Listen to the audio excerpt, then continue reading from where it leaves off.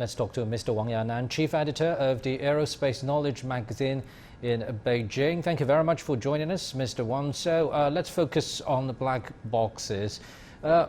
We know usually they're designed to utmost endurance. So there might be two possible scenarios according to some aviation analysts. One, they are intact and maybe it's relatively easier to recover data from them. But what if they're not intact and somehow destroyed? Are any precedents in the aviation history to do that? The black box, we occasionally call them a flight data recorder and the cabin voice recorder. They can record and store all the voices in the cabin, such as the talk between the pilots and the air traffic controller, as well as all the background noise. And they can also record all the flight data, such as the position of the flaps, rudders, and the throttle.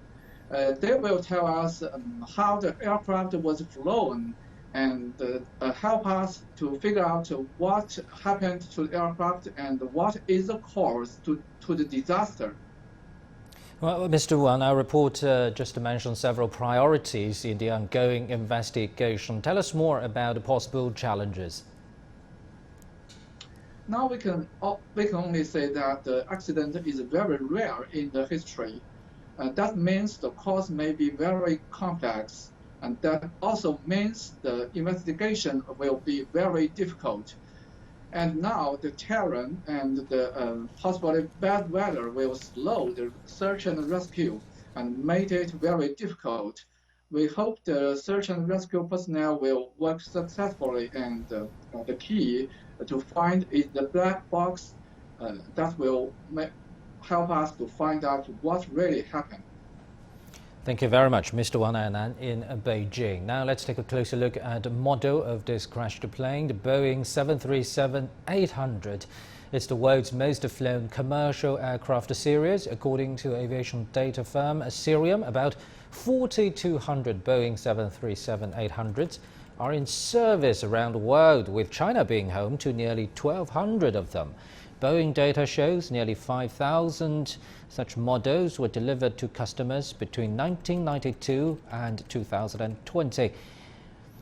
The Boeing 737-800 is part of the company's so-called next generation family, or 737NG, with other popular NG variants including the 700 and 900. The Boeing NG series has seen more than 116 million flights.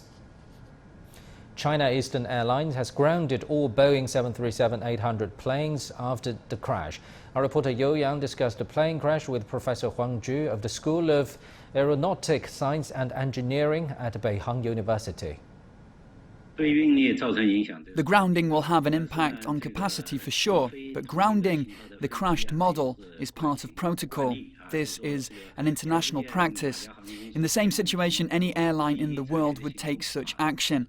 The grounding is to determine the cause of the accident as soon as possible.